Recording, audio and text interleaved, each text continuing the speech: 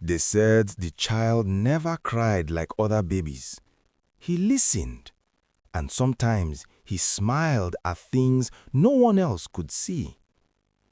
In the quiet village of Ikem, surrounded by tall palm trees and red earth, people believed children were blessings from the ancestors, but they also believed something else. Sometimes, a blessing can arrive wearing the wrong face. Mama Eni had waited many years for a child. Many seasons passed, many tears fell. Women younger than her carried babies on their backs, while she carried only hope. Every market day she would smile. Every night she would cry. Her husband, Obi, was a gentle farmer. He never blamed her. One day he would say softly, "Our child will find us." Then, one harmattan evening, when the air was cold and the moon was thin, Mama Eni felt pain in her belly. Before sunrise, a baby boy was born. Strong, quiet, watching. They named him Dami. Dami did not cry much. He did not laugh like other babies. He did not reach for toys. He only watched. When visitors came, his eyes followed them, not like a child looking at faces, but like someone counting something. One afternoon, Mama Eni carried him to the village square. Old Mama Ifuanaya, the oldest woman in Ikem, stared at the baby for a long time. "His eyes are too old," she said quietly. Mama Eni smiled nervously. "He's just calm." The old woman did not smile back. "Some children come from far places," she whispered. "Not all of them stay." Mama Eni held her son tighter. When Dami turned 3, strange things began to happen. Chickens disappeared. A goat was found weak and shaking. Then little Bayo, the neighbor's son, fell sick suddenly. Very sick. The healer came. Prayers were said, but Bayo did not survive. The village mourned. That night, Dami stood outside under the moon, barefoot, smiling. Mama Eni found him there. "Why are you awake?" she asked gently. Dami looked at her. "I like the night," he said. His voice was clear, too clear for a 3-year-old. A cold feeling ran down her back. The whisper in the dark. Days later, Obi woke up in the middle of the night. He heard something, not outside, inside the hut. A whisper. "More." He sat up quickly. "Mama Eni," he said softly, "did you speak?" She shook her head. Then they both heard it again. "More." They turned slowly. Dami was sitting upright on his mat, eyes open, staring at nothing. The next morning, Obi went to see old Mama Ifuanaya. "I need truth, even if it hurts," he said. The old woman closed her eyes for a long moment. "Some spirits," she began slowly, "enter homes through birth." Obi's heart pounded. "You mean my son is not my son?" She looked at him carefully. "I mean something may be wearing your son." Obi stood up angrily. "No, I prayed for him. I waited for him." The old woman's voice became firm. "And something else may have waited too." Silence fell between them. "What do I do?" Obi asked finally, his voice breaking. "Watch," she said, "and do not ignore what you see." More sickness came, not everywhere, only near their hut. A dog died suddenly. Then a newborn baby in the next compound stopped breathing in the night. The village began to whisper. They did not say it loudly, but they said it. It started when Dami was born. Mama Eni heard the whispers at the well. She walked home with shaking hands. When she entered the hut, Dami was sitting alone, drawing shapes in the sand. Strange shapes, circles inside circles. "Who taught you that?" she asked. He looked up slowly. "I remember it," he said. "From where?" He smiled. "From before." Her heart nearly stopped. That night, Mama Eni could not hold it in anymore. She faced her husband. "Tell me the truth," she said. "Do you believe what they are saying?" Obi's eyes were red from lack of sleep.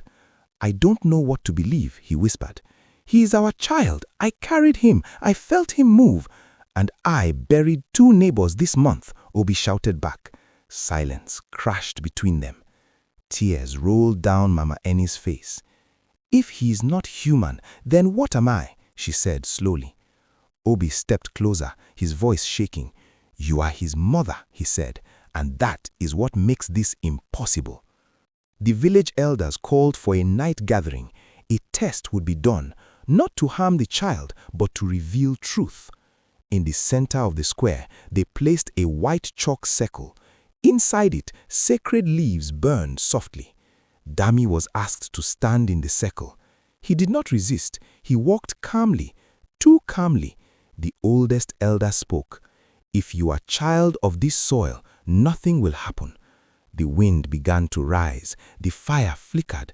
Dami's head tilted slightly. Then he laughed, not like a child. The chalk circle cracked. Gasps filled the air. Mama Eni screamed, "Stop this!" But the elder continued chanting. Dami's voice changed, deeper, stronger. "You invited me." The crowd froze. The elder's hands trembled. "Invited? By who?" The voice answered through the child. "By hunger, by jealousy, by sorrow. This village called for power. I came." Images flashed in the minds of the elders. Years ago, during a drought, they had prayed not only for rain, but for strength, for protection, for advantage over enemies. They had promised offerings. They had promised devotion. Something had listened, and something had entered. Through the weakest door, a desperate womb. Mama Eni collapsed in tears. "No, no, I only wanted a child."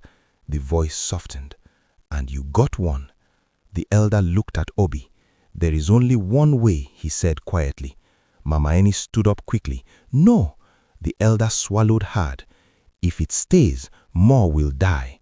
If it leaves, the body may not survive." Mama Eni ran to her son and held him tightly. Dami looked at her. For the first time, he looked like a child. "Mother," he said softly. Tears streamed down her face. "Are you in there?" she whispered desperately. For a brief moment, his small hand touched her cheek gently. "I don't want to hurt you," he said. Obi stepped forward, his whole body shaking. "If you ever cared," he said to the spirit, "then leave him." The wind roared. The fire burst high. Mama Eni screamed, "Take me instead!" The elder shouted, "No!" The ground trembled. Then suddenly, silence. Dami collapsed. Still, too still. Mama Eni held her son for a long time. The village waited. Then, a small cough. Dami opened his eyes, confused, crying like a normal child. For the first time, the wind was gone. The air felt light. No more whispers, no more sickness. The elders later confessed their mistake. Power asked for in fear can return in strange forms. Dami grew up normal after that night. He remembered nothing, but Mama Eni never forgot. She loved him fiercely, but she also learned something painful. Not every prayer should come from desperation, and not every gift should be accepted without wisdom. In every village, there are stories people are afraid to tell. Stories of choices, about bargains made in secret, about love tested by fear. If a child ever looks at you with eyes too old for their face, ask not only where they came from, ask what you once asked for.